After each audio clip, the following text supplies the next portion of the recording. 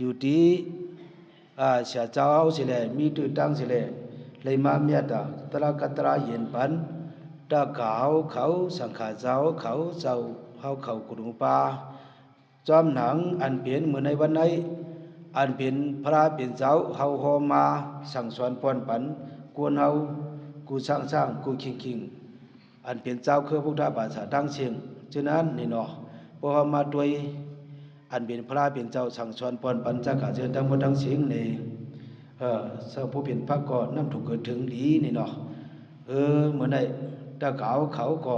สนยอเขียวเขาก็มีดังน้ำสิแลเปลี่ยนกุนตัวไม่กู้สู่หลายเลยเหตุเปียมาที่จ้องพระเป็นเจ้ามาสุขดูสีคิงไม่การดีการเมียดที่จ้องพระเป็นเจ้าอันละเอียดไว้ลองบุยลองวังสิ่งทั้งหมดทั้งสิ่งมาพึกล่างสุขเปียดเฉยแหละมาถมตระกัตระเย็นนี่เนาะเข้ามาด้วยอันเป็นพระเป็นเจ้าสั่งสอนปอนปันไว้สิ่งทั้งหมดทั้งสิ่งนี่เนาะอันมันเจ้าลาดไว้ว่านั้นเหมือนเชื่องว่ามันฉังไว้ดีวันนี้ญาพิสังสัตกูนั้นมันว่าอามพันติที่สรานินาซาเปลี่ยนซาสีหลังธรรมังยาจามิอนุกหังกัตโตสีหลังเดชามิพันติเนี่ยอันในมันว่าอดีปีเนี่ยมันว่าสาวที่ข้าเฮาข้าย้อนหับเอายินนากุงสามปาโฮมด้วยศีลหาปา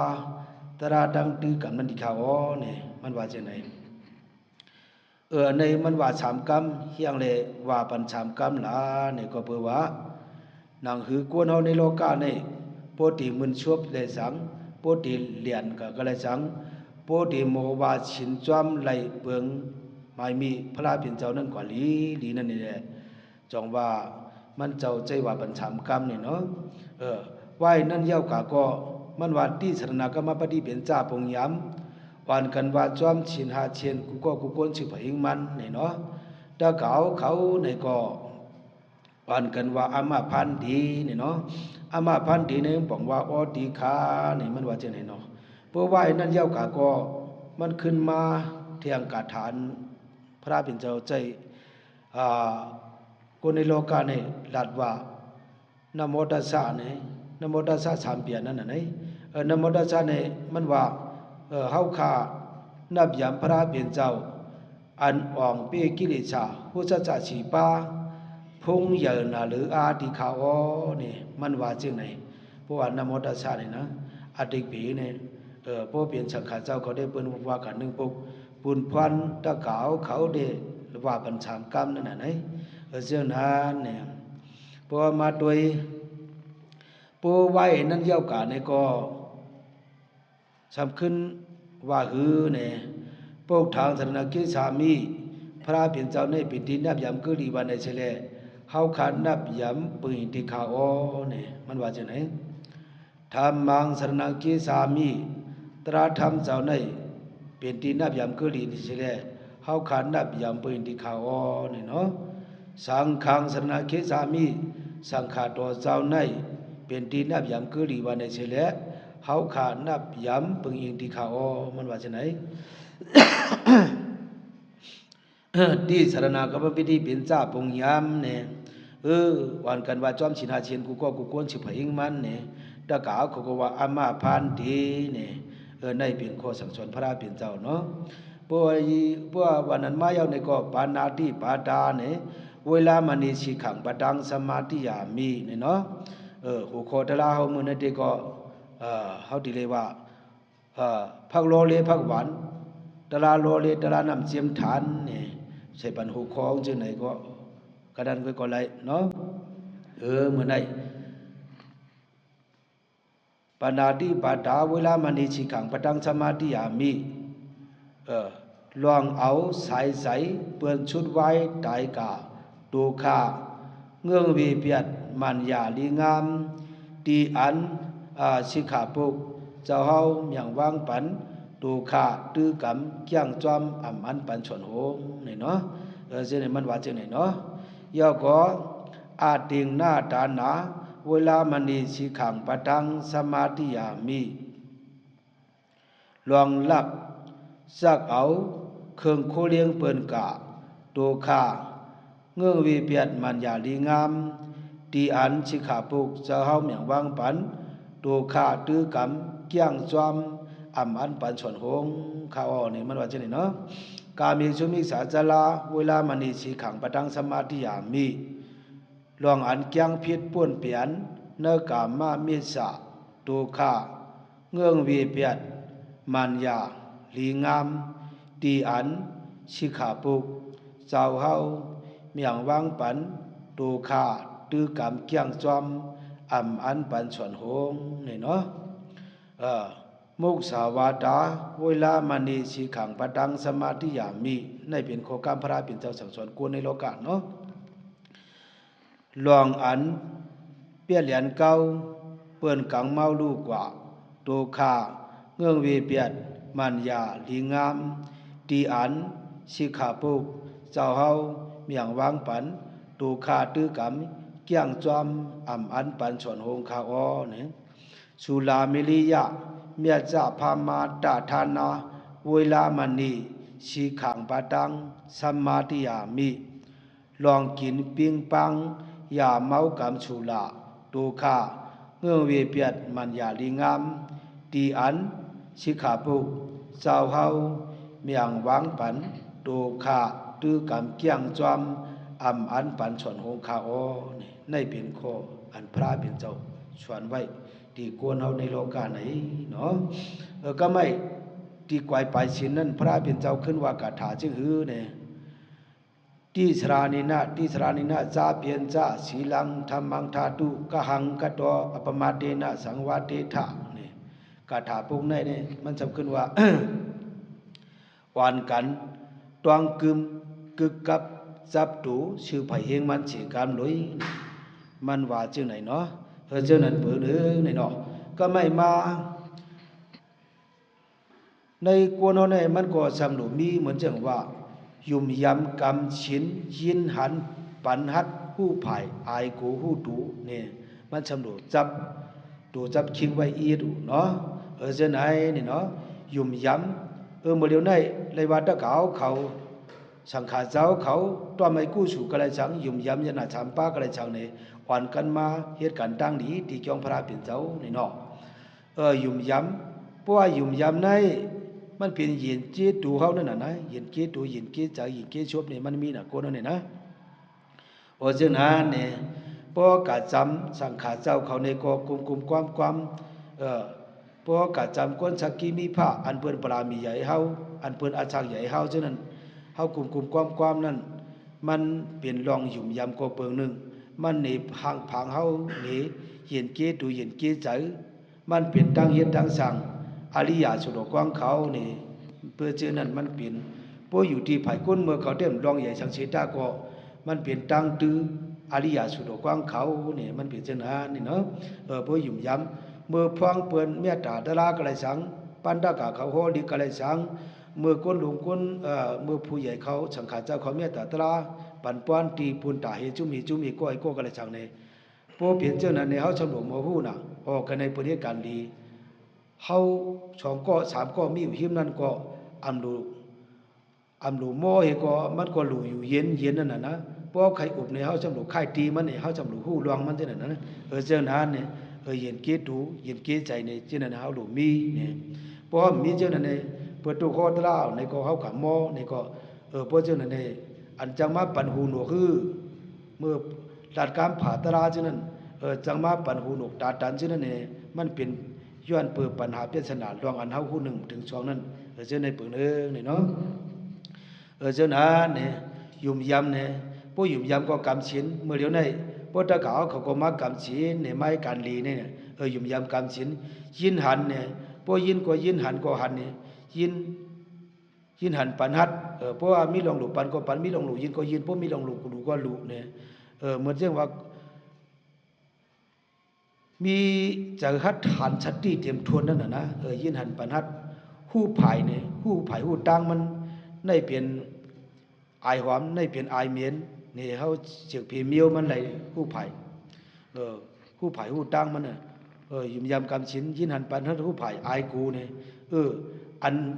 การอันเมือกอันช่างถูกอันเมียนจอมธรรมดานั้น มันทำลีกูดูเบียดนี่มันใครหมายถึงเช่นนั้นก็ยุ่มยำกำชินยินหันพารัตหู้ไผ่ไอโกหู้ตูนี่เพราะหู้ตูว่าคนมวลมีพวกอยู่ดีก้นดีเขาได้ขึ้นมวลมีตูเขาขึ้นเนี่ยมันเนี่ยบ่หยับก้นอันยุ่มยำข้อการพระเป็นเจ้าอยู่เช่าในโลกานั้นมันบ่หยับอันแต่ขมุนมีก้อยกะอยู่ที่ก้นเมืองนั่นเด็กก็มันก็บ่ฮู้จักนั่นก็ยาก็บ่มันตอไม่กู้ชูน่ะมันก็ใครยินลองดีลองเมียได้แลมันก็ตามีนี่ก็มันวนพวกมันวนจังได๋ก็มันหันไผหูจักดังนะยุ่มยำกันฉินยินหันปันหัดหู้ไผไอกูหู้ตูนี่จังได๋เพราะว่ามาด้วยเปิงพระเป็นเจ้าเขาตำเปิงในบ่เป็นพักก็นำถูกเกิดถึงเต้ๆนี่เนาะกะถาเขาเจ้าเฮียนมาปันไว้ฉะนั้นก็ไม่มาเฮาเสียดบิเสียดกะอันเปลี่ยนของมือเดียวได้พอมาด้วยเหมือนเช่นว่าเกียบกลางไก่ซ้ำนี่เนาะเกียบเพราะว่าเกียบในดีกาดีไปดีลัดตัวดีเข้าสู่ดีกาดีขายดีครับสิบดีป๋องดีปกป๋องดีอุปเปิงดีตำเปิงมันนี่เนาะเพราะว่าเฮาเฮ็ดการก้นหลวงกะละชังปูกีกะละชังหูนากะละชังนี่เพราะว่าเฮาตำเปิงมันจุ่มในเฮ็ดจังไหนจุ่มในเฮ็ดจังไหนจุ่มในหนึ่งข้าวจุ่มในหุงพักจุ่มในมึงไผ่จุ่มในไผ่เตียงน้ำนี่ตำเปิงมันจังนั้นน่ะจังนั้นนี่พวกมันเกียบวงกว้างเกียบอันว่าได้ว่นชังมาชังถามเพิ่นความถามรีเพียนความรีเพียนนี่ก็เกียบนั่นเป็นเกียบอำหูดีกาดีไปดีเข้าจูดีละตัวเปิ้นดีกาดีขายดีชิมเปียงดีกับสิบดีสิบตึงขึ้นตั้งหน้าอำหูอำปองนั่นเป็นเกียบตะกาก็เนาะเกียบกลางไก่จำไก่ในนี่ปานการอันนังวิปัสสนาการด้วยลมเข้าลมออกการด้วยยุกด้วยหนามจังได๋ก็เพื่อเลยมาเปลี่ยนทะเลปาพอดเห็นไว้เฮแลมันอำนับตัวว่าที่มีคนเฮ็ดไหลอำนับตัวว่าที่มีคนเปลี่ยนเฮ็ดไหลป้อมต่อไม่กู้สู่ติๆป้อมใครออกป้นให้ฉ่ำสลาได้ติๆนะมันนับตัวเฮ็ดไหลจังว่าที่อันนี้ป่านนี้มันก็เห็นดีเนี่ยเพราะว่าไปถึงนั้นเนี่ยตัวเป็นเมืองผีเมืองกวนขึ้นลงขึ้นลงก็เป็นผีก็ไม่เป็นกวนไหนมีตีชุดตีเชงมีตีเหย้าตีไว้เนี่ยนะนั่นจังว่าไก่เนี่ยหั่นตัวตีเผียวตีอันพระเป็นเจ้าเผียวเนี่ยง่ายๆไล่คัดใจติอุปิขาดเป็นมดไล่อุปิขาดเป็นมดไล่ใส่ค่อยคัดใจเลือกขาเตียนกัดเย็นในช่อขานั่งภาวนาวาจิกรรมมโนกรรมขวาเปลี่ยนมดอุปทานฉะนั้นขวาเปลี่ยนมดอุปิขาเปลี่ยนมดเฮเลเอาใจอันตูเจ้าเก่าเฮเลเตียเปลี่ยนตัวชาโมหะเฮเลคัดใจวันคืนฉะนั้นคนฉะนั้นเขาคัดใจเขาใครหัดถึงเตียนกัดเย็นนี่นะใครเอาตัวออกร้อนให้ฉ่ำฉลาดาดีเผียวมันได้ก็ไล่คัดใจใส่คอเผียวในเถื่อนก็ไล่คัดใจในเถื่อนเผียวจอมตีมังปอกกันเลือกหาตีในตุกดันช่างเคียงมังปอกเลือกหาตีห่มไม้ก็เย็นตีเนื้อตังอันตังลองในเอาใส่คอเอาอายงเอาตั้งใครเป็นเจ้าเก่าชวมตีเนื้อวิปัสสนาลองเดียวให้แลคัดใจตัวชูกว่านั้นฉะนั้นมันตาตีขวาเปียดตาตีหันเมียดอันเป็นมากผลนิพพานอันเขี้ยมันนั่นไล่คัดใจติเจื้อนหันก็หันมาเจื้อนหันก็หันมาเจื้อนกี่ก็กี่มันเคยเหมือนเจ้งว่าพวกเปิงแตกมันว่าวิปัสสนาเปลี่ยนอันเปลี่ยนตีเหมือนเจ้งปงสามตีกวางจะพอชินธรรมจะพอชูคำเนี่ยปริยติปริวิธาเนี่ยนะปริยติกวางเจ้าเฉากังเวียงเนี่ยเป็นปริยติใน ทำปิฎกสามของกลายเป็นธรรมตั้งหมดตั้งเสียงเขาเจ้าพึกย่างอ่าน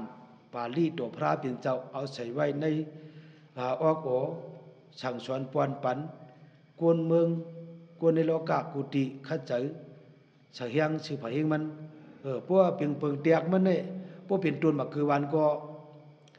ปริยัติในมันเปลี่ยนตุนมันเปลี่ยนตุนมันเปลี่ยนไหมมันเปลี่ยนกิ่งมันนั่นนะเปลี่ยนหักเปลี่ยนหูมันน่ะปริยัติก็ไม่ปริวิธาในสมาเปลี่ยนเหมือนเจ้งว่าหมักหมอกหมักหนุ่มหมักกีอันเครื่องอันชุกก็มีในนั้นหมดนั่นอันปรามีกีอันหลูเอานี่ปานหลูเอาติกะเย็นหลูขึ้นกับเมืองผี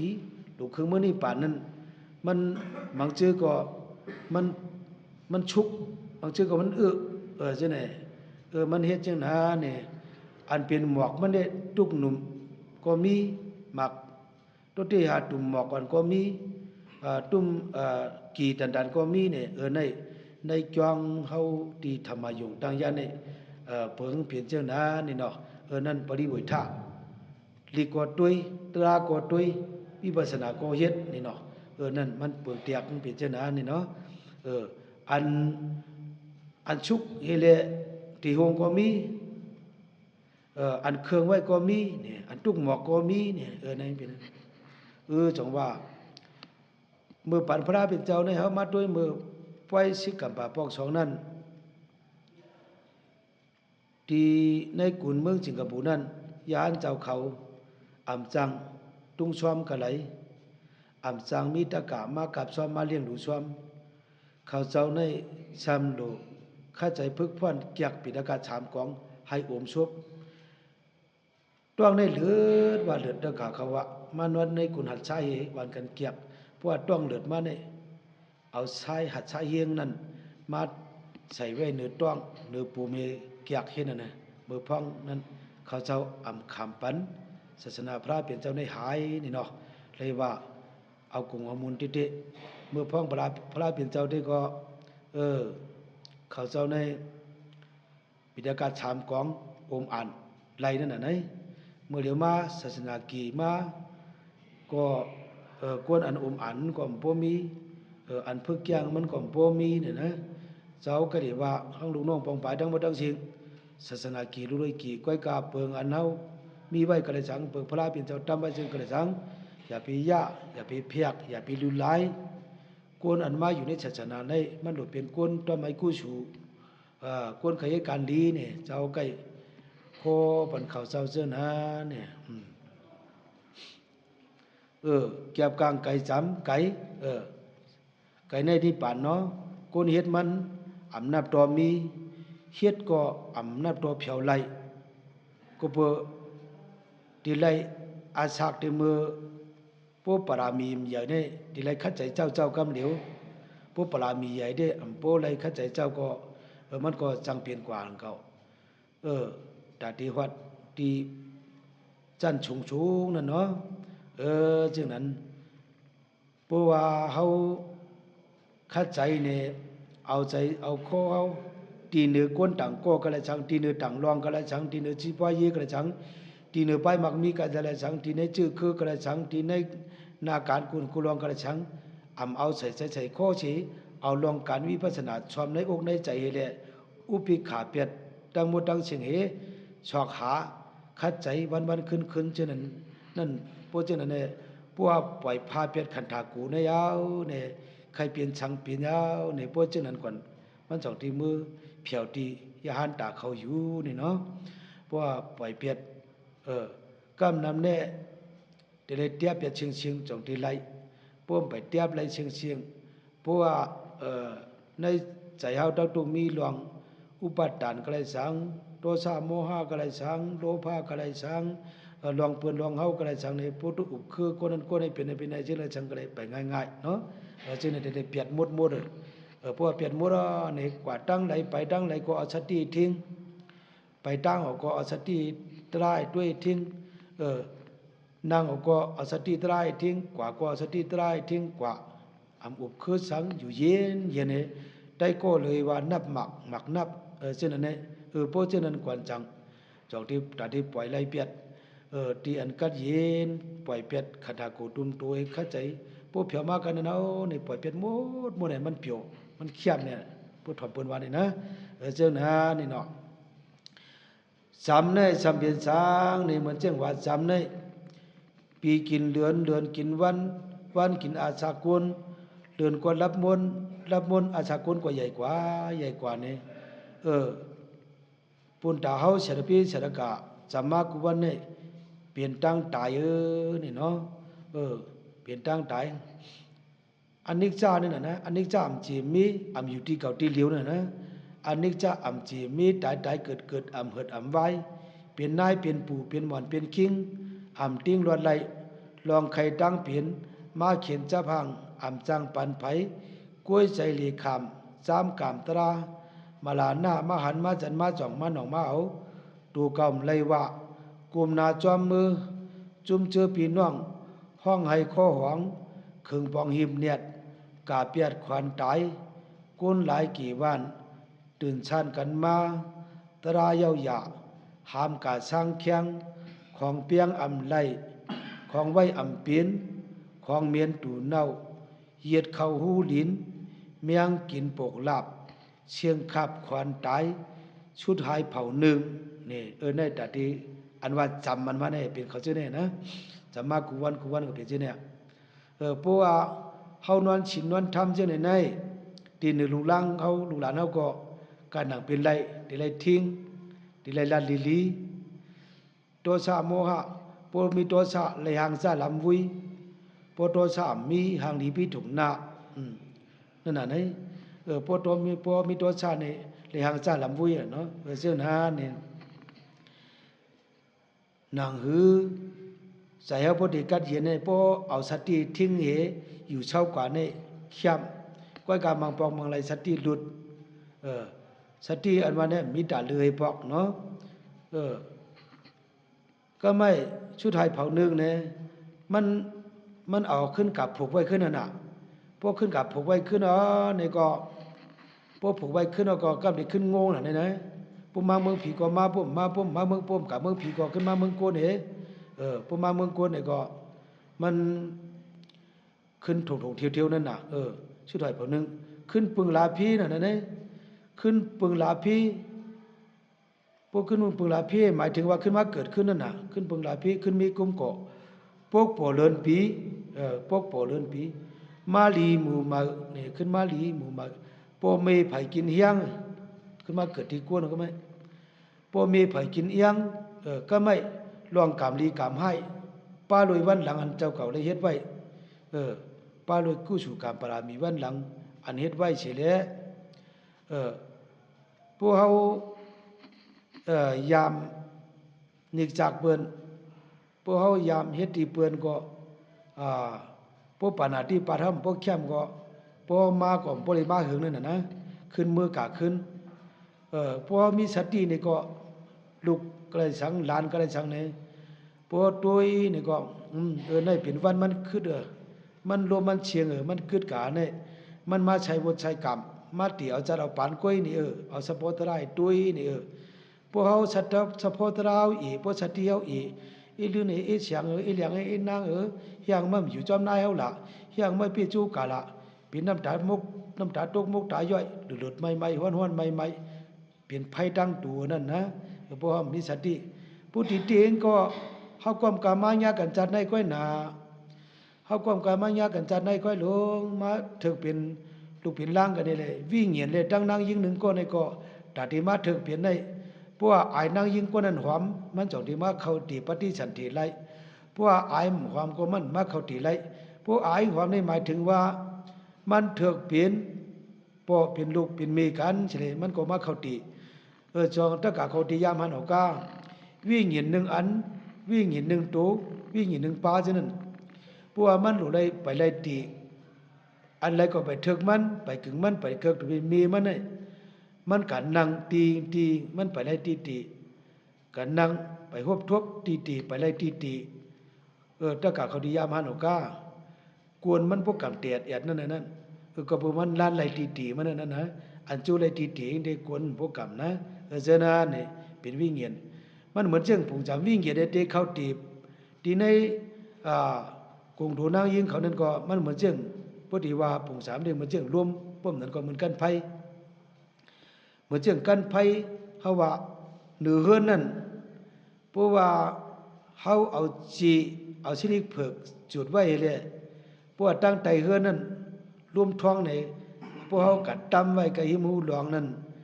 รวมในมาจุบเอากันไผเอาในลันเขากะตั้งใจนั่นวิ่งเหียนหนึ่งอันนั้นอันเขามาตีในต้องกูนั่นก็มันเหมือนจังกันไผเข้ามานั่นมันเป็นจังนั้นเนี่ยตะกาคนเนาะ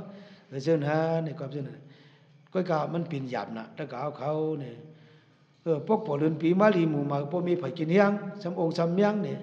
สำตายเจ้าน่ะนะสำองค์สำเมียงบางชื่อก็พูดว่าผู้มาด้วยในขอถามตอบอันพระราชเป็นเจ้าเลยลูกชายสัตย์โตติยะถามตอบกันนั้นก็เปิดสังกพองจำอาชักวัดก็เปิดสังกพองจำอาชักยาวโนเนี่ยเพราะว่ามาด้วยอันอาชักยาวนั้นคนเช่นนั้นเขาเงื่องวีเปียดปนาที่ปัดคำเอาสักเปิดตายคนเช่นนั้นอยู่เจ็บเปียดชิบปากไปปนาที่ปัดเขาการชินหาเขาในปนาที่ปัดนั้นมี6ป้านั่นมี5ป้าหมู่นั่นก็เขากำไรลีน่ะมันหลงลีน่ะเขาเช่นนั้นจังว่าอาชักเขายาวเนี่ยเนาะพูดด้วยในล้วนเขียนตราเช่นนั้นเนาะเช่นนั้นเนี่ยบางชื่อชามเวียนเวลาเฮเลเพราะว่าปณติปัตคำพ้นหลงลีเนี่ยพวกเขาขึ้นมาเมืองกูเนี่ยมันขึ้นกาเจ้าขึ้นเมืองกาเจ้านั่นน่ะนะขึ้นเมืองกาเจ้าพวกอะไรอยู่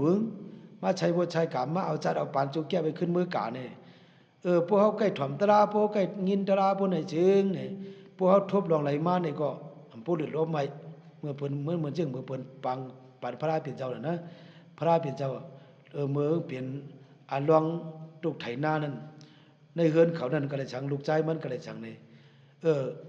ดีมาฉงเขามันหัวอันเขากะเฮ็ดนาจำกันนั่นงูชักตายแกลินโปกนั่นนี่แหละลาดบันก้นไก่เฮือนเขาอย่าเปียวมาเอามาตาก็เลียวก้อยนี่มันวันไหนก้อยงูชักไอ้ตายก็มันก็ต้วยขึ้นช้างกิ่วลินมันอ่ำห้องอ่ำหายังนะมันเป็นวัดเตียลองหลุลุ่มลากันนี่แหละลองมือกาเล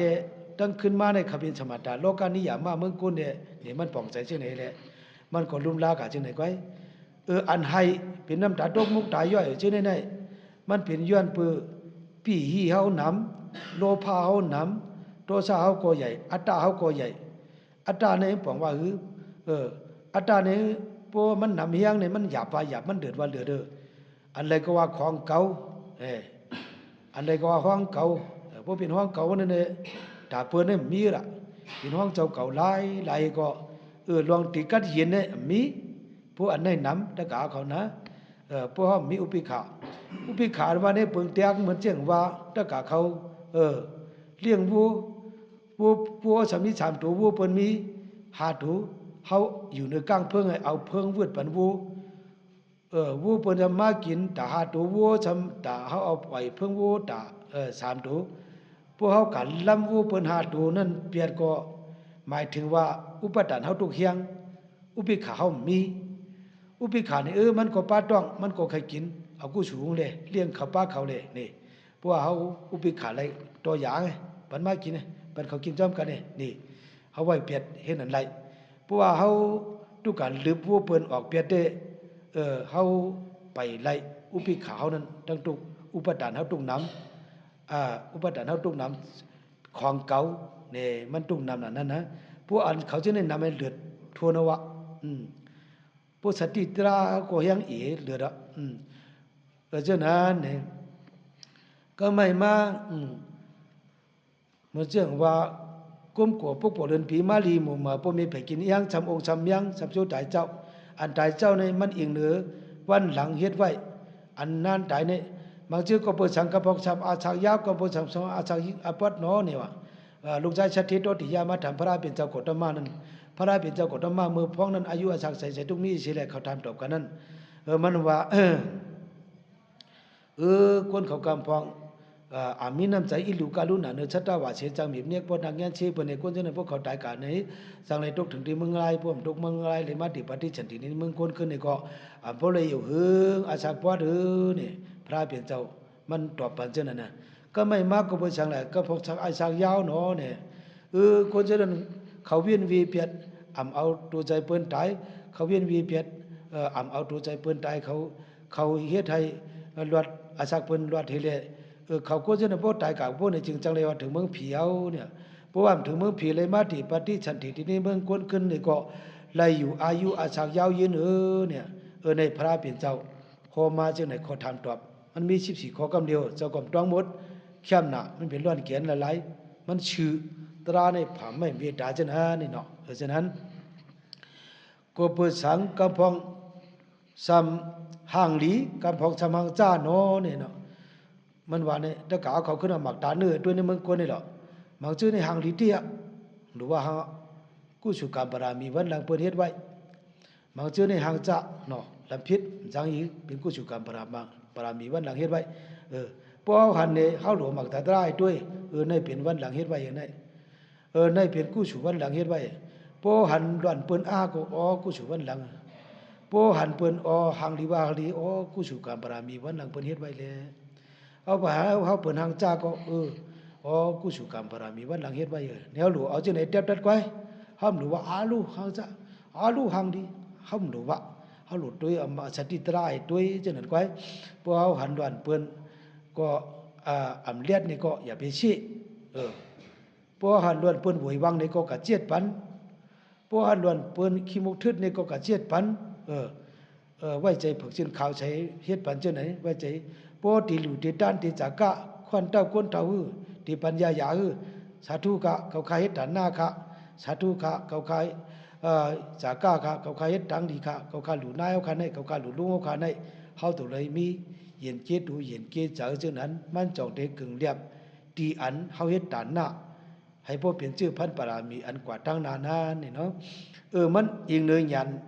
กรรมช่องเปิงเฮียงนี่มันอิงเนยตั้งเฮาเฮ็ดเขาพวกเอาเฮ็ดรวมลามจาจีโจจ้านี่ก็อันที่มาปันตั้งนานนั่นก็มันโปยังจัดอันเฮามาขามมื้อเดียวในอันเฮามาเปลี่ยนทุกเปลี่ยนยากเปลี่ยนอะไรกินอะไรนึงจังได๋มันเปลี่ยนกรรมเก่าสัตว์พวกนั้นปันพรดีมากำบันนำเปิงแตกเหมือนเจียงว่าแขกได้เจ้าเฮือนนั่นน่ะกรรมอันเฮาเฮ็ดวันเหมือนในเพราะว่ากรรมเก่านั้นปันไปปันอาขว้างอายีนั้นมันไปกึ่งกลางจังมาเอานาทีไปจึงกลางจังมาเอาปุนพรนี่แหละปอนพรดีติดูเฮานี่เนาะมันเหมือนเจียงเขียกเจ้าเฮือนเปิงแตกเฮือนหลังเด้เฮือนหลังนึงกวนเขียกฮอดเพียวมาตา3ก้อฮอดมา3ก้อนั้นเพราะว่าโปเจ้าเฮือนให้ไปว่ากะปาดข้าวซอยเฮาเด้กะล้อมหูให้แหละกะเฮ็ดผักจานเนี่ยกะชอมนาจอมเฮาแหละผู้ว่าเจ้าเฮือนนั้นไปปันอาขว้างผู้ในจึงอันเป็นกรรมหมายเฮานั้นไปจึงกลางจังมาปันพรดีหังอันเฮาขามออกมาเดียวในทุกเป็นกรรมเก่าจัดผู้นั้นมาปันเฮียงกุนกุลองเจ้านั้นนี่ผู้มาด้วยในตลาดมันกว่าเจ้านั้นเนาะเจ้านั้นจังว่าที่เฮาที่ยินพันเพิ่นได้หังดีก็เยอะผ่านก็เยอะมีก็เยอะนับยำเหปันในถูกเมียนตะกาก่อนเนาะเฮาเมื่อพ้องเฮาเฮ็ดการดีกู้สูนั้นเมื่อพ้องเฮาเฮ็ดการดีด่านหน้านั้นเฮาเอาโทสะโมหะโลภะมานะอัตตะฉะนั้นผิวเปลี่ยนหมดเหตุการณ์ดีกู้สูกว่าให้ถูกเมียนเนาะเพราะว่าพวกเฮาผิวไรเจ้านั้นเนี่ยพรดีอันเฮาที่กะจามจัดนานั้นมันโพเฮียงเนี่ยนะเจ้านั้นเนี่ยก็เพราะว่าเฮาอยู่ยำยันน่ะชามป้ายเฮาที่เหตุการณ์ดีนี่มันมีพรดีอยู่ที่นี่แหละเฮาจองโลยุ่มยำให้เฮ็ดนั่นน่ะนะเจ้านั้นเนี่ยก็ไม่อันนางดีนั้นคำปันตัวซาเขาออกเขาอยู่ในเมืองกวนเจ้านั้นคำปันตัวซาเขาออกตัวซาอันปันออกต่อไผเขาเยี่ยนไรเขาคิวไรกวนเจ้านั้นพวกเขาตายกะพวกนี้จึง จังเลยว่าถึงเมืองผีเพราะว่าถึงเมืองผีเลยมาตีปฏิสันติที่นี่เมืองกวนขึ้นในเกาะเลยมากวนเลยมาเป็นกวนหางดีตางามนาจินตาจางหางดีพังงามนี่กวนเจนั้นคำปันตัวชาเขาออกนี่เนาะพวกกวนเจนั้นปันตัวชาออกนั่นพวกตายกว่านี่ก็พวกตัวชาเขาพวกมาจังเลยตกถึงที่เมืองอะไรพวกถึงที่เมืองอะไรเลยมาตีปฏิสันติที่นี่เมืองกวนนี่ก็เลยมาเป็นกวนหางจานนาชาตะเว้านี่มันเป็นเจ้านั้นนี่มันกะการเจ้านั้นได้อีกหนึ่งรองตัวชาเลยมีตัวชาเลยมีตัวชาเนี่ยอันรองเมืองไกลเหมือนเช่นว่าอาศักปะได้อาศักยาวเนี่ยหูมันเดมันอิงเหนือมันอิงเหนือรองตังมันอิงเหนือรองตังเฮาเอาเปิ้นตายเลยเอาเปิ้นตายนั่นน่ะอันอาศักปะได้อาศักยาวนั่นเนาะก็ไม่อันลองว่าเฮามีโยกาเลยมีโยกาเนี่ยมันอิงเหนือรองตังเหมือนเช่นว่าเฮามาเมืองกวนเนี่ยอันมีโอกาสเนี่ยลูกชายชัดเทศติยาทำพระราเปลี่ยนเจ้าเนี่ยมันว่าก็เปิดสังกำพองตั้งปีโอกาสนำชีกำพองซ้ำมีตั้งปีโอกาสสังโนเนี่ยมันว่าจังไหนก็ไม่อันมีตั้งปีโอกาสนั้นคนฉะนั้นเขามีนำใจอิลูกาลูนาเนื้อชะตาวาเชจังมีนักจังมีเมียกจังมีเนียกจากเงี้ยชี้เปื้อนนะเอาตายเตรียมใจเฮ็ดให้ขันใจว่าเนาะกวนเจ้านั้นพวกเขายามละเอียดเมียนเจ้านั้นพวกนั้นจึงเพราะเขาตายกาพวกนี้จึงจังเลยตกถึงที่เมืองอะไรพวกถึงที่เมืองอะไรเลยขึ้นมาติปฏิสันติที่นี่เมืองกวนขึ้นในเกาะตั้งเปลี่ยนโยกาจับหังจับตูอัมพัดหังผัดตูเปลี่ยนจับตูจับขิงหัวฉีข้างตุกข้างยาววันขึ้นนั่นมันเป็นย้อนปือเขายามนิกจากมือยามนิกจากเปิ้นมือป่วนมาเช่นนั้นเนี่ยเนาะพวกเปิงพระราเป็นเจ้าตอบตีลูกใจชัดทิโตติยานั้นพวกมาด้วยมันกะเช่นนั้นในเนาะเช่นนั้นเพิ่นนึงก็ไม่มากุปสังกะพองปีหลายเหลือในหลายมีตั้งปีโยกาสังอยู่สะลมใจนะกว่าตั้งไหลไปตั้งไหลก็เปิ้นไปตั้งไหลนี่ก็โมกะโมไปมีโยกาตั้งเปลี่ยนสังอันนั้นทำย้อนเปิดสังลาเนี่ยคนฉะนั้นเนี่ยเขาเวียนวีเปียดนิกจักมีเนียกเงี้ยเชื่อเปิ้นมีอะไรเปิ้นขันใจมีอะไรเปิ้นตุกเนี่ยเขาวีเปียดการเชื่อนั่นว่าคนฉะนั้นนะก็ไม่พวกเขามาเมื่อกวนพวกเขาเชียงกามกับพวกเขาตายกาคนฉะนั้นเนี่ยเขาจังเลยว่าถึงเมืองผีพวกคำถึงเมืองผีพวกเขาเลยมาติปฏิสันติที่นี่เมืองกวนขึ้นเนี่ยก็มีตั้งเป็นโยกาสังคนฉะนั้นเนี่ยเข้มหนักก็เพราะว่าลวงอันเขาเฮ็ดนั่นกองเลยกองมันเหมือนกันนี่ก็เจ้าหน้านี่เนาะมันเหมือนกันสิแหละกำพองซ้ำมาเปลี่ยนที่คือหยุดคือเตรียมย่ำโยกำพองซ้ำกะเปลี่ยนในชื่อคือเมียดชุงนี่มันอีกหรือบางชื่อมาหน้าใหญ่อำนาจยามเปิ้นมาหน้าใหญ่อำนาจยามเปิ้นดีลีนับยามก็อำนาจยามก็เพราะว่ามาหน้านั้นมันลีกูหนาละอมกมกมกะลาวจานิวตาจามีก็ทางว่าตัวเจ้าเก่าในคือให้เปิ้นเฉยๆเลยหูตังติ๊กชิกนี่เกกังกดดังนำเจนี่ก็มีเจ้านั้นเพราะว่าก็เพราะว่ามาหน้าเขาใหญ่เลยมันเปลี่ยนเพราะเจ้านั้นเนี่ยบางเจ้าจำเพราะว่ามีปิญญาในก็มาหน้าปิญญาเกิดขึ้นมาเขาในจ้าหนักแค่ไม่เปิ้นกับวงกินเผาว่าเจ้าไหนเลยมาหน้าปิญญาเกิดขึ้นมาอยู่เช้านี้เกกังก้นหูตังติ๊กชิกในก็เป็นร่องลีด้วยที่มักตาพระเป็นเจ้าเป็นร่องลีด้วยที่ก้นอริยสุโธกองเขาด้วยตึ้นลีด้วยเนี่ยพวกอยู่ที่ในกิ่งผงก้นเมืองได้ก็มันเป็นตีวังตีมันก็ตีด้วยอยู่นี่เนาะเช่นนั้นเพิ่นนึงก็ไม่มาเพราะว่าอำไว้หมาหน้าพวกนี้จึงก้นเชิญไว้หมาหน้าพวกเขาตายกาพวกนี้จึงจังไรตกถึงที่เมืองไรพวกเขาขึ้นมาเมืองก้นมีได้ก็ได้ชีเลยเปลี่ยนก้นหนูตูเลียวเท่านั้นน่ะเลยเปลี่ยนก้นหนูตูเลียวมีได้ก็ได้ชีมีก็อยู่จำใช่ไหมมันมากับปันรองตั้งตุกตั้งอยากเช่นนั้นประมาณในเมืองก้นขึ้นมันหมดเปลี่ยนเช่นนั้นนี่เนาะก็ไม่ป้มไว้หมาหน้าพวกไหนจึงกว่าตั้งไหลไปตั้งไหลก็เพียนผีเมียดะไหลมาติพวกเชียงกามชุนมูลกว่าพวกไหนจึง ผู้หัดเมืองผีก็หัดพวกหัดเมืองผีขึ้นมาติปฏิสันติที่นี่เมืองก้นขึ้นไหนก็เลยมาหัดเผียวในจื่อหลีคือเมียเถเปิ้นเลยนับย้ำกะระว่ามามีในจื่อคือใหญ่คือเจ้าคือคนนั้นมันอ่อนมาตีกันนั้นมันเป็นกู้ชูการปรามีเพิ่มมันอย่างนี้พันเฮ็ดพันเพิ่เฮ็ดเอาตัวเจ้าเก่ากุ้ยๆเนี่ยจังนี้เนาะจังนี้มันเป็นจังนั้นเนี่ย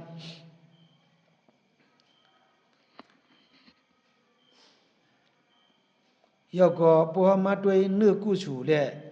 ตั้งเปลี่ยนลายเปลี่ยนกู้ชูอันว่านั้นหูคอมันเนี่ยกู้ชูเลยอากู้ชูเนี่ยมันเหมือนกันตั้งกว่ามันลายเปลี่ยนมันลวงเปลืองมันพวมาด้วยล้วนแขนมันก็บัดนั้นเลยเขามาด้วยอยู่ที่อันนี้สังขารเจ้าเขาเสนอสังอยู่ที่ปกเขาก็เลยสังเนี่ยอันเมียตตราปันตีเนื้อตะกะสัทธากุฏิตีนี่เขามาด้วยฮอเดฮอลองกู้ชูหลายๆพวกมีกู้ชูสัมเพียนเจิ้งหือพวกมีกู้ชูในมันสัมเพียนเจิ้งหืออากู้ชูในสัมกว่าเจิ้งหือเนี่ยมันจึกพิมิวมันปั่นจังเลี้ยงจังนั้นเนี่ยมันถูกเมียนมันกึ่งเรียบอเดียนกวนอันถ่อมให้โปถูกเมียนให้โปมีน้ำตอนพรดีเนี่ยให้โปจึกพิมิวมันไหลเนี่ยเนาะซึ่งนั้นเพิ่นนึงพอมาด้วย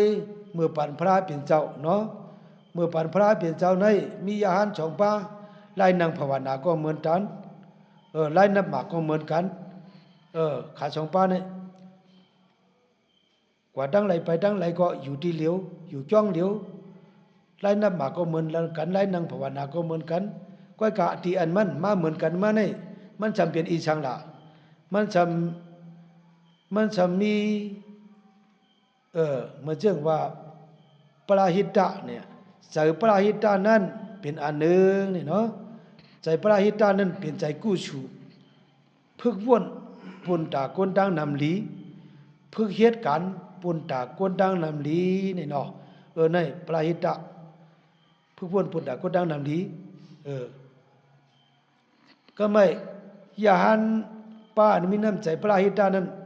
พูดถึงขิงกะขามซ้อมในหลุงสังกาในขอบตั้ง4 ปีเลยกว่าจอมกิ่วเวียงกว่าเขียนนั้นกูวันพวกกะจอมกิ่วเวียงในตะกะเขาจอดหน้าเขาตะกะชัดท่าเขาเจออันต้อไม้กู้สูนั้นเอาข้าวยามันลีเสียเลยลวงปันหมากเตาเขาน้ำเขามุนเขาป้องหมากชมหมากหวานน้ำอ้อยน้ำทานอันหวานอันเจียมเจอนั้นเขามุนเขาป้องนึกครูป่าโจเจอนั้นลวงปันนั้นกูวันพวกอะไรมาหมักเตาเขาน้ำสปิดในเขาอันอะไรมาเขาซ้อมในสปิดนั่นก็พวกเผียวมาในกองนั้นเอาเขาซ้อมอันมีในสปิดมันนั้น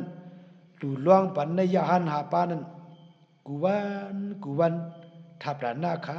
ในเนาะทับหลานหน้าขาย้อนจากก้าขาย้อนล่วงซ้อมขาว่าในที่ยานดังปานั้นเฮล่วงปันหมักไม่หมักดอกก็เลี้ยงเปื้อนเขาซ้อมพักซ้อมอันไรมาหมักแกมของหมักหวานฉันก็เลี้ยงเปื้อนเขามุนเขาป้องก็เลี้ยงเปื้อนล่องปันในชีปิดเปื้อนเนื้อคูป่าโจก็ล่องปันในชีปิดเปื้อนเห็นอันขามามือไรก็ในหมู่เขาซ้อมหาป้านั้นพวกเปื้อนไรอยู่กับเปื้อนไรอยู่หยับมันขำเฮ็ดให้ตัวมันเรียกให้ขำเนี่ยหน้าไผ่มันนี่แหละเฮ็ดให้เปิ้นอยู่ฉาลมใจเนี่ยในเป็นตั้งแก้งอริยสุโธกองเขา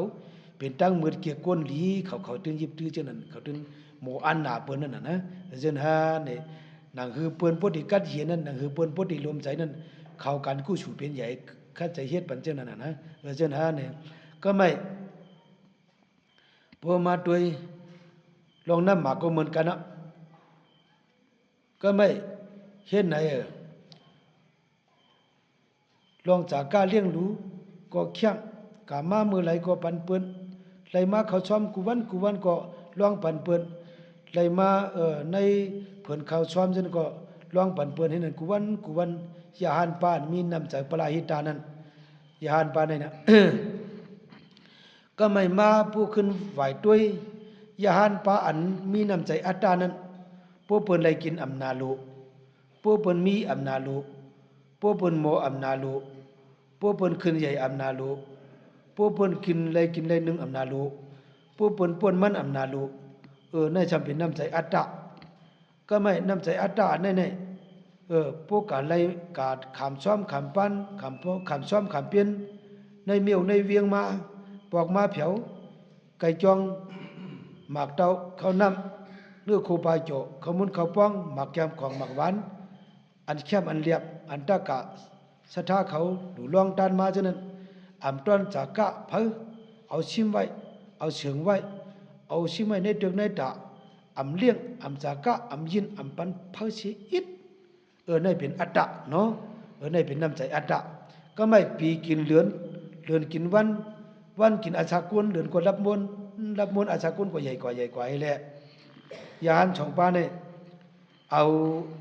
าหลวนการนั้นเขาว่าเนาะพวกเปลี่ยนไผ่ม่านได้เขาที่ว่าเปลี่ยนดอกหมูนั่นน่ะไหนเอาหลวนกว่าจ้ำหนังไล่น้ำหมากเขาคาเหมือนกันเนาะไล่นางภาวนาคาเหมือนกันก็กาที่อันมาเหมือนกันในลองไว้วางใจมาเหมือนกันนี่แหละลองไว้วางใจเหมือนกันนี่แหละก็ไม่หรือว่าในเมื่อกินกู้ฉูที่เมืองผีเพราะว่าเผียวเมื่อที่เมืองผีเมื่อกินกู้ฉูที่เมืองผีจอมหนังชักด้านเมืองผีนั่นก็จำเป็นอนิจจาไว้แหละตะกาเขาว่าเป็นอนิจจาไว้อันหลุเลยเมื่ออยู่เมืองผีเนี่ยอาชักด้านมันก็หมดอายุอาชักมันก็หมดแต่ได้ขึ้นมาเมืองกวนเนี่ยมันหลุเลยขึ้นมามันหมดอยู่จางที่เมืองผีนั้นก็ไม่พวกอายุอยู่เมืองผีมันหมดก็เลยขึ้นลงมาเมืองกวนพวกลงมาเมืองกวนเนี่ยก็ไม่พวกขึ้นมาด้วยยาหันปาอันมีน้ำจากปลาหิตานั้นตาหน้ากู้ฉูตั้งหลีมันอันไรมันไรเฮ็ดไรช่างไรทับปรามีไว้เช่นนั้นวันเอามันมาเพียวกันเลยล่ะวันเอาวิ่งเห็นมันมาติปฏิชันทีทีในต้องมีเจ้ามูลใหญ่คนคำเนี่ยเนาะมาเปลี่ยนลูกใจเจ้ามูลใหญ่คนคำเนี่ยตะกาคนเนาะมาติปฏิชันทีกันนั่นเองก็ไม่เลือนก็เลือนใหญ่มาผู้ใหญ่มาก็เกิดพวกเกิดแล้วก็จำหนังในวังคนหัวค่ำในเจียงนั่งเขาก่อนน้ำเจียงนั่งเขาก่อนน้ำพวกเกิดมานี่ก็อันมาเอาพาเช็ดพาโจอันมาเอากาชักกาลอยเละขึ้นมาโทมีปุ๋ยเอาผ่องตาพอกให้ควักมาไว้ปันเห็นนั้นอันมาห้องเอามาหอบมาอุเมกากาเวียนเขาจุบไม่หนวมเขาหนวมไม่จุบสะพ่มได้อยู่ลีสำเล่าวันเล่ามาตีเป็นลูกชายคนหัวค่ำกันนั้นเล่าวันเล่ายานปานั้นก็เพื่อว่ากู้ฉวนมาปรามีเพื่อนเฮ็ดไว้มันเยียงกันไรจังได๋พ่มไรเฮ็ดไว้ก็มันจังเขาจังเนี่ยก็ไม่ปุมาตีเป็นลูกชายคนหัวค่ำว่าเพิ่นถึงใหญ่มากาจงมาปีเดือนใหญ่มากาจงมาใครกินอันก็พ่มีชื่อปันไรใครโคชื่อก็พ่มีชื่อปันไรใครกาจ้องในก็พ่มีชื่อปันจะอุกไรชื่อปันแคบด่านไรชื่อปันถงป้าไรชื่อปันโคขึ้นจ้องไรอ่ำไรไม่ใจจอมหนังกลางใจมันอีไผ่ได้มองใครเปลี่ยนเช่นนั้นนี่ก็มันเตรียมทวนก็ไม่หนังหือโพเตมีใหญ่มากาชุมาชวนดีก็ไรป่วยได้จุมอก็ไม่มาคุณออกคำขึ้นวนว่าหนังหือโพเตมีกวนอันฉีบใจชื่อคือขุนเขานั้นคุณออกคำขึ้นหลัดปุ่งหน้าเขาชื่ออันคุณออกคำตามใจนั่นเองขึ้นเอาลูกใจมันกาชอนปิญญาณกเมืองกาชอนปิญญาณกเมืองกาเฮ็ดมากองจึงยามกาเฮ็ดพลปอมกาเฮ็ดไผ่ผูกซ้อมกาเฮ็ดไผ่ห้องยากาเฮ็ดกันตาอุปเปิงในเมืองตาอุปเปิงกวนเมืองไผ่ช่อยช่องหนังหือลูกใจมันนั่นลาดกล้ามหนึ่งโคนั้นให้เหมือนจึงนำเพิงหนึ่งหยอกไรเมียงม้วนปากตูนั่นน่ะไหนคนมีปิญญาเขาในเปิ้นเฮ็ดไรจึงนั่นเจ้าเนี่ยหนังหือโพธิมีอันฉีบใจชื่อคือขุนเขานั้นมันก็ปันลูกใจปันปุ่งหน้าเขาโคเฮวินเมียงมีกะวันมาวันกะชอนปิญญาดอกเมืองมาแต่ที่มีอันฉีบใจชื่อคือขุนเขาตะกาตั้งนาเนี่ยในพวกมาด้วยในเป็นกู้ฉูอันมาตะกาเขาเนาะกู้ฉูอันมาเนี่ยพวกมาตีกันในเฮามาหิวสังด้วยเนี่ย เหมือนเช่นว่าเลยว่าเป็นนี่ปัดมือกวนหนึ่งผงนะเกาตะกาขอเนาะต้อมหนังกลางใจลูกใจคุณโอคำอีไผ่ได้มองใครใครเปลี่ยนนั่นไม่ใจสังเตรียมทวนหมดมันเป็นกู้สู่อันมาเมื่อเจ้านี้ผ่านเมืองกวนหนึ่งผงนะเกาตะกาขอเนาะเจ้านานในเป็นเนื้อกู้สู่ยับในอันลองเปลี่ยนพันดีกู้สู่ยับตะกาขอเนาะในเปิงหนึ่งก็ไม่พอขึ้นมาอยากด้วยภายอันเป็นยาหันอันมีน้ำใจอัตตะพวกเปิ้นไล่กินอำนาลูพวกเปิ้นขึ้นใหญ่อำนาลูพวกเปิ้นมีเยมันอำนาลูพวกเปิ้นขึ้นชุงอำนาลูใจอัตตะเฮียงน่ะอันไหนๆก็ไม่สากด้านอันอยู่ที่เมืองผีนั่นกันมดเชียงยาวเนี่ยพวกมันมดเชียงก็เลยขึ้นลงมาในเมืองกวนขึ้นขึ้นลงมาตีก็เลยล่ะวิ่งเห็นควันเงายาหันปาในสำอ่อนมาตีปฏิสันติตีในต้องขาใจเจ้ามูลใหญ่คนเอาคำเนี่ยเนาะอ่อนมาตีปฏิสันติตีในต้องขาใจเจ้ามูลใหญ่คนเอาคำเนี่ยพวกมาตีกันนั้นพวกนั้นซึ้งเนี่ยก็ไม่อามีขาใจอันวันนี้เด็กก็มันจังหวะนั่นเนี่ยอำนาจมดก็ตะขาวเขาหูนั่นน่ะน้อมใจยื้อไผก็ใครเปลี่ยนหน้าในก็ใครเปลี่ยนไผก็ใครว่าร่าใครวัดมันเองเนื้อลวงตั้งไผมันเฮ็ดไว้เลยฮอดกากไว้หนังเขาตะกาเขาเนาะซึ่งหานี่เนาะก็ไม่ผู้มาโดยก็ไม่ผู้ว่าวิ่งเห็นควันเงาอย่าหันปานในได้เพราะว่าเมืองผีขึ้นมาในเมืองกวนนี่อากุสุวันมาสมาธิในตองขาใจเจ้ามูลใหญ่ของเราคำมีขาใจมาในมังปอกอปืนใจล่างบัดเข้าซอยมังปอกอพันพื้นมังปอกอไล่โคในหางในหอมังปอกอปัดเพียวพวกเปิ้นปัน1 วัน 5 ปากในก็เย่านั้นก็มันเลยปอกอันเลียวหรือไว้ว่ามีก็ไม่มาด้วยยาหันอันมาตีกันแน่ใครใหญ่มากาชุงมาโมลาดกาหมอพึกไปโมเลียนกียงต้นไม้กูเมียวใครกินกูเมียวชื่อกินไรใครกินอะไรก็พอเมียมปันไรมีไว้อันเหลือมันตอนนี้เหลือไว้อิดจางยื้อเป็นวันหลังเฮ็ดไว้อันเหลือมันเนี่ยมันมีไว้ปอกไปใหญ่มากาชุงมาอาชักชิบเปียดแน่เป็นยาพ้องขลายน่ะเครื่องพี่สว่าใครก็ขึ้นจ้องในก็พอเมียมปันไรราคาจ้องไรใส่ไรโคเขียวขึ้นจ้องนั่นก็ชื่อปันไรโคจุ่มขึ้นจ้องนั่นก็กาจ่าอุกแคกดันก็พอเมียมชื่อปันไรชงป้าก็พอเมียมชื่อปันไรเงินราคาจ้องก็พอเมียมชื่อใส่ปันไรจางยื้อขจรปิญญาก็จางยืมไหลช้อนหมอพวกหมอก็ใหญ่มากาชุงมาก็ไม่เคยไล่นาฬิยามองจานเข้มชื่อปันไรเคยไล่นาฬิสีกูไพ่ชื่อปันไรเครื่องโคอันออกมาจอมกับจอมป่านั้นหันเปิ้นหนึ่งก็เคยไล่ชื่อไล่ปีไล่จางยื้อปิญญาก็ไล่ช้อนมีตังหูดีกะดีไปดีกะดีขายหูตันติกนั่นจังว่าอากุสุเนี่ยมันลีกูมันเปลี่ยนเจ้านะเนี่ยวันมันมาตีกันนั่นนี่แหละพวกคุณหัวค่ำปัน1 วัน 5 ปากพวกไหนซื้อพวกมาด้วยไหนพวกชื่อเข้าให้ปากชื่อพระกัดทุกให้ปากชื่อเกยปากชื่อพงวันในปากน้ำมันในปากชื่อพองถูผู้ให้ปากมันเหลือรู้มันต้นเลยปากก็ไม่อาชักมันทำใหญ่มาทำยาป้องใครกาใครไปใครเยียงเปื้อนกวนกูเมียวไรเมียวในหามาด้วยพวกเจ้านั่นไงสองมันไม่ว่าไม่ตะกาเขาเนาะนั่นมันเป็นอากุสุอันมาจางนั่นพวกขึ้นมาหิวสังด้วยเนี่ยเมื่อเจ้าว่า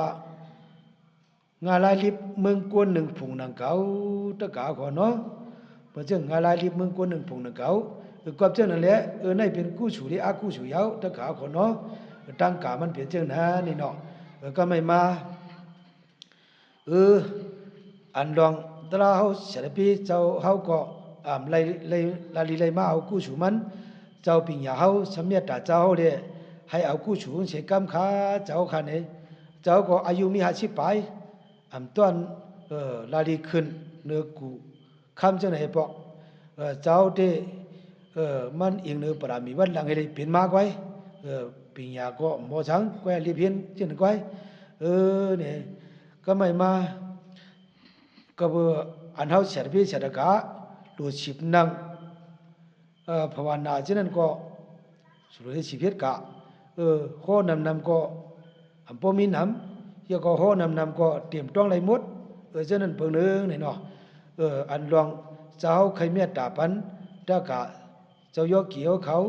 เจ้าน้องเขาทั้งหมดทั้งเสียงนี่ก็มีหมอกันนายก็ให้เขาหนังหือเขาเสด็จพี่โพธิลีชอนดอนเชเก่าดำโพตุดังมังมีลีเป็นก็ยินชื่อฉะตะกาวเขาโพธิขึ้นอย่าเฮืองฉะนั้นเขาเสด็จพี่เสด็จกะนี่อยู่ที่อันนี้เจ้าที่ปันตังกำกับถูกหนึ่งปุกอ่อนกันว่าจอมผู้เปิ่นเกียกกำเกียกผู้เปิ่นเกียกกำเกียกปึงเปื่นจังห้ามเป่าปึงตัวเก่าจังเชเพียนปึงเปื่นจังห้าเป่าปึงตัวเก่าเชเพียนโพตาอัมลีโลชัยมันโพญาณัมลีโลธรรมโมโพตาอัมลีโลชัยมันโพญาณัมลีโลธรรมโมในอันเป็นของตนเจ้าสาธุสาธุสาธุ